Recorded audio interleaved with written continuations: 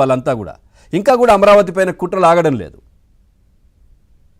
నమస్కారం అండి. నమస్తే. మీకు అంకమరావు గారు, పెద్దల అంకమరావు గారికి, జాన్సావి సోదరుడికి నమస్కారం అండి. టీడీపీ నుంచి ఉన్నారు సాహెబ్ గారు. తెలుసండి తను. ఆ, మాట్లాడండి. ఇది జగన్మోహన్ రెడ్డి గారికి ఎప్పుడు అమరావతి మీద కచ్చండి. అమరావతి మీద కాదండి, అసలు ఆంధ్ర మీదే బాగా కచ్చి అని చెప్పి ఇప్పుడు అందరికి తెలిసిపోయింది. అమరావతి అంటే కొంతవరకు విశాఖపట్నంలో ఏదో కంపెనీలు వస్తున్నా కూడా ఈ రావటానికి లేదని కోర్టుకి ఎక్కాడు కదా, తక్కువకి ఇస్తున్నారు అక్కడ పొలం వాళ్ళకి, అదే కదా 90 పైసలకే ఇస్తున్నారు ఎకరం అని చెప్పేసి కోర్టుకి ఎక్కాడు. అప్పుడు ఆయనకి ఏదంటే ఇష్టం అండి? ఆయనకి అమరావతి అన్నా ఇష్టం లేదు, విశాఖపట్నం అన్నా ఇష్టం లేదు, ఆఖరికి వాళ్ళ రాయలసీమ అన్నా కూడా ఆయనకి ఇష్టం లేదండి. ఆయనకి ఇష్టమైంది లండన్. ఏందండి? ఆయనకి ఇష్టమైన ప్రదేశం లండన్. ఆయనకి ఇష్టమైంది లండన్, లేకపోతే పక్క రాష్ట్రంలో కేసీఆర్ గారు ఇష్టమేమో, అంతే. అంతకన్నా ఏం లేదు ఇంకా ఆయనకి. ఎందుకంటే ఆయన అసలు ఆంధ్రాకి ఏదొచ్చినా కూడా తట్టుకోలేకపోతున్నాడు. మరి ఎందుకు చేస్తున్నాడు అట్లా తెలియట్లే. మరి ఆంధ్ర వాసే కదా, ఆయన కూడా పుట్టి పెరిగింది ఆంధ్రాలోనే. ఇంకా కూడా అమరావతి అని మొన్నటి దాకా అమరావతిలో ఏమి లేదు, అభివృద్ధి లేదు, శూన్యం, ఎడారి, శ్మశానం అని చెప్పి వాళ్ళ మంత్రుల చేత వాళ్ళ నాయకులు అందరి చేత అనిపించాడు. ఆక్వా వ్యాలీ అని కూడా అనిపించాడు మన రీసెంట్ గా. మరి ఆక్వా వ్యాలీ అమరావతి అన్నప్పుడు నువ్వు 30,000 ఎకరాలు చేస్తా అన్నప్పుడు నువ్వు అప్పుడే కూర్చోవాలి, రోడ్ల మీద కూర్చొని ఇవ్వటానికి వీల్లేదయ్యా, వీళ్ళు ఎవరు ఇవ్వరని చెప్పి నువ్వు ఆ రోజు చేయాలి ధర్నాలు ఇవన్నీ కూడా. ఇవ్వండి, మీరు కూడా ఇవ్వండి అంటే పార్టీలకు అతీతంగా నాయకుడిని చూసి ఇచ్చారండి. నిజంగా ఏం చెప్పారు? మా ఇల్లు కూడా అక్కడే ఉంది, రాజధాని అదే ఉంటే బాగుంటుందని కూడా చెప్పారు ఆయన. మంత్రులు ఎమ్మెల్యేలు అందరూ కూడా మా ఇల్లు అక్కడే ఉండే, మాజీ మంత్రులు ఎమ్మెల్యేలు ఏమన్నారు? మా ఇల్లు అక్కడే, మా నాయకుడు అక్కడే ఉన్నాడు, ఇల్లు క్వాలిఫికేషన్ ముఖ్యమంత్రికి అని చెప్పి గట్టిగా చెప్పారు. మరి ఇల్లు క్వాలిఫికేషన్ అయినప్పుడు ఉండి ఇవాళ ప్రతిపక్ష నేతగా ఉండి మరి పెట్టు గ్రీవెన్స్ పెట్టి మరి వచ్చేపోయే వాళ్ళకి న్యాయం చెయ్యి, మాకు అన్యాయం జరిగిపోయింది అందని మాట్లాడితే బెంగళూరు పోతంటివి. ఏదన్నా వచ్చినప్పుడు అతను నీకు ప్రతిపక్ష హోదా కూడా లేకుండా చేశారు జనం చేస్తే ఇంకా నువ్వు చంద్రబాబు గారు లేదో, స్పీకర్ లేదో, లేకపోతే హైకోర్టుకి వెళ్ళటం. వరలక్ష్మి గారు, మీరు గ్రీవెన్స్ పెట్టి అర్జీలు స్వీకరించండి అంటున్నారు. కూటమి ప్రభుత్వం వచ్చిన నెల రోజులకే జగన్మోహన్ రెడ్డి ఏది ఇక్కడ మన పులివెందులో వెళ్ళి అక్కడ ఒక ఆఫీసు పెట్టుకొని దాంట్లో కూర్చున్నారు. మీ సమస్యలు ఉంటే చెప్పండి అని నెలకే. అప్పుడు మొత్తం ఆయన ప్రభుత్వంలో చేసిన సమస్యలే వచ్చి చెప్పారు ఆయనకు. అప్పటి నుంచి ఆ దుకాణం ఎత్తేసాడు ఆయన. మరి ఆయన గ్రీవెన్స్ పెట్టొచ్చు కండి, అట్లాగే అర్జీలు ఇస్తే అందరూ వచ్చి వాళ్ళకి. ఇప్పుడు తాడేపల్లిలో పెట్టొచ్చు కదా, పాపం అమరావతి రైతులకు అన్యాయం కాదు, తాడేపల్లిలో పెడితే ఏముంది? అప్పుడు ఆయన ఇబ్బందులు పెట్టినాయి, ఆ కాంట్రాక్టర్లకు డబ్బులు ఇవ్వనివి, లేదంటే ప్రజల ఇబ్బందులు, లేదంటే ఆయన వల్ల వచ్చిన సమస్యలు అవే చెప్పుకుంటున్నారు వచ్చి. మరి అయ్యే చెబుతారు కదండి. ఇప్పుడు గత 5 ఏళ్లలో నువ్వు బాగా చేస్తే పాపం మంచాడు అని నీకు 11 సీట్లు ఏం కర్మ ఎక్కువే ఇచ్చేవాళ్ళు.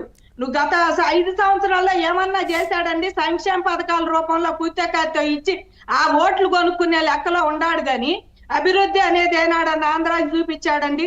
ఇప్పుడు అభివృద్ధి చేయాలి, ఏదన్నా రుణం ఇస్తామంటే వాళ్ళకి ఉత్తరాలు రాతండి, ఈమెయిల్ ఆఖరికి రైతుల చేత కూడా రాపిస్తున్నాడండి. ఇక్కడ ఒకళ్ళు ఏమన్నా భూమి రైతులు ఉంటే వాళ్ళ చేత కూడా నువ్వు లెటర్లు రాపిస్తున్నాడు వరల్డ్ బ్యాంక్ కి. ఇవ్వద్దు వాళ్ళకి, అసలు ఏం చెయ్యొద్దు అని చెప్పేసి.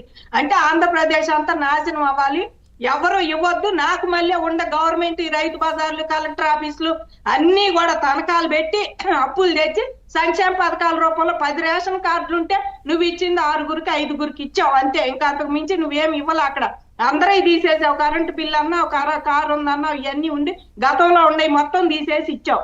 అట్లా సంక్షేమ పథకాలు నేను ఒక సంఘటన చూశాను మేడం. అప్పుడు ఒక ఆయన దివ్యాంగుడు, అంటే దివ్యాంగుడు, వాళ్ళ వైఫ్ ఆ విధంగానే ఉంది, పాపం ఆమె లేవలేని స్థితి, ఆయన కూడా అట్లాంటి పొజిషనే, వాళ్ళ పిల్లలు కూడా అట్లాగే ఉన్నారు. ఆయన చిన్నగా కూల్ డ్రింక్ షాప్ పెట్టుకొని ఆ చిన్న వ్యాపారం ఏదో చేసుకుంటా ఉంటే కరెంటు బిల్లు ఎక్కువ వచ్చిందని చెప్పేసి వాళ్ళకు వచ్చే సంక్షేమ పథకాలన్నీ కూడా కట్ చేశారు. అప్పుడు పాపం ఆయన పొట్టగూటి కోసం కూల్ డ్రింక్ షాప్ పెట్టుకుంటే మరి కరెంటు బిల్లు వస్తుంది కదా ఫ్రిడ్జ్కి, దానికి. సో వాళ్ళది కూడా చూడకుండా ఆయన కట్ చేసినటువంటి పరిస్థితి జగన్మోహన్ రెడ్డి వాళ్ళకి వచ్చే పథకాలు. కాదండి, రాష్ట్రం అభివృద్ధి పదంలోకి వెళ్ళాలి అంటే కనీసం సామాన్యుడికి రేషన్ కార్డు ఉండడానికి ఒక ప్రిజన్, ఒక ఫ్యాన్లు ఉండొద్దండి. అదే కదా, అవి కూడా లేకుండా ఎట్ట బతుకుతారండి అసలు? మరి రాష్ట్రం ఇంకా ముందు పోతుందంటే చెట్టు కింద ఉండడానికి రేషన్ కార్డు ఆయన దృష్టిలో. ఈయనకు మాత్రం ఖరీదైన కబోర్డులు, బాత్రూములు అవి కావాలా? వాళ్ళు గట్టిన ప్యాలెస్ ఏం చేయాలో అర్థం కాక కరెంటు బిల్లు గట్లా చచ్చిపోతున్నాం అంటున్నారు గవర్నమెంట్ వాళ్ళు. దాన్ని ఏం చేయాలో తెలియదు. ఆ రకంగా నువ్వు రాష్ట్రాన్ని నాశనం చేసి ఉండవన్నీ తీసుకెళ్లి అప్పులు పాలు చేసి ఇంకా నీకైతే ఇవ్వచ్చు, ఎంతమంది అయినా నువ్వు ఎన్ని బండ్లు అయినా పెట్టొచ్చు, ఏదైనా తనఖాలు పెట్టొచ్చు, ఏదైనా అభివృద్ధి కోసం తనఖాలు పెట్టి ఏదైనా తక్కువకి ఇచ్చి రండి అయ్యా, ఏదన్నా మా జనానికి కాస్త ఉద్యోగాలు వస్తాయి, ఇన్కమ్ వచ్చింది రండి అని వాళ్ళని పిలుస్తుంటే కోర్టులకు ఎక్కుతున్నావు. ఈ రకంగా చేసి ఆయన 11 సీట్లు పరిమితం అయ్యాడండి. ఇప్పుడు ఆయన ఇవాళ నిజంగా వాళ్ళు చేసిన పనులకి వైనాడు పులివెందులు అనే స్టేజ్కి కూటమి ప్రభుత్వం వచ్చింది. పులివెందులు ఎమ్మెల్యే గారికి ఇవన్నీ నచ్చట్లా. పులివెందులు కూడా పోయి మాదే హవా అంటాం, ఆయనకి అసలు నచ్చట్లా. ఇప్పుడు నచ్చకే నిన్న మరి ఉటీగా మరి ఏనాడన్నా అవినాష్ రెడ్డి గారు బయటకు వచ్చారా? నిన్న వచ్చి ఓ జనాన్ని వేసుకొచ్చి ఓ మీటింగ్ పెట్టి మాకేది జరిగినా మీదే బాధ్యత అని పోలీసులు చూస్తున్నాడు. గతంలో ఇవన్నీ మర్చిపోయారండి వీళ్ళు. గతంలో ఆడాళ్ళని కూడా లేకుండా అమరావతి రైతుల్ని డొక్కల్లో దన్నారు. మేడం నిజంగా కూడా మీరు వైనాటు పులివెందులు అంటున్నారు. పులివెందులు కూడా జగన్మోహన్ రెడ్డిది కాదు ప్రస్తుతం. ఆయన అక్కడికి వెళ్ళట్లేదు, అక్కడ ఏం చేయట్లేదు. అక్కడ మొత్తం కూడా కూటమి ప్రభుత్వమే చేస్తూ ఉంది. అక్కడ కూడా జగన్మోహన్ రెడ్డి చెప్పుకోవడానికి ఆ పేపర్లోనే ఎమ్మెల్యే అంతే. ఆయన చేసింది ఏమీ లేదు. అక్కడికి వెళ్తే వాళ్ళే చెప్తారు. ఫైట్ చేయాలని కూడా వాళ్ళకి ఏమి లేదండి. నిశ్శబ్దంగా ఎక్కడ వాళ్ళు అక్కడ కూర్చుంటారు. అసెంబ్లీకి వచ్చి ఇప్పుడు ప్రతిపక్షం కాకపోతే మాత్రం ప్రజల తరపున మరి మీకు 40% ఉందని పొద్దుగూకులు తిరుగుతున్నాడు. ఆ 40% కోసం అసెంబ్లీలో పోరాడవచ్చు కదా. జనానికి ఇబ్బందులు ఉంటే మీరు ముందు కూర్చొని చేస్తారో ఏమైనా కూర్చుంటారో మైక్ ఎందుకు ఇవ్వరు మీకు? చంద్రబాబు మీ అంత కాదు కదా, ఆయన రాష్ట్రానికి వెళ్తే తెలుస్తుంది కదా మేడం, వెళ్తే తెలుస్తుంది కదా ఇస్తారో ఇవ్వరో. ఒక్కసారి వెళ్తే ప్రజలకు కూడా తెలుస్తుంది కదా, వెళ్ళాలి కదా, ఎందుకంత భయం? రైట్, ఒక్కసారి పాపం ప్రజలు అందరూ మీ తరపునే ఉన్నారు. మీకు వచ్చిన ఓట్లు ఏమైనా, మీకు వచ్చిన జనం ఏమయ్యారు, వీళ్ళందరూ కూడా చూస్తారు కదా. అవన్నీ గ్రాఫిక్సే కదా, తెలిసిందే కదా. గ్రాఫిక్స్ గ్రీన్ మ్యాట్లు వేసి ఫోటోలు తీసి గ్రాఫిక్స్ చేసి వాళ్ళకి అలవాటే కదా. ఇప్పుడు కూడా ఏదో హడావిడి చేస్తున్నారు ఆ రోత పత్రికలు. సాహెబ్ గారు ఏంటి ఇప్పుడిప్పుడే అన్ని రాష్ట్రాలు అన్ని దేశాల్లో ఉన్నటువంటి వాళ్ళు మళ్ళీ అమరావతి లేదంటే ఆంధ్రప్రదేశ్ డెవలప్మెంట్ కోసం తలో చెయ్యి వేసి ముందుకు వస్తున్నటువంటి పరిస్థితి. అంటే డెవలప్మెంట్ చేయడానికి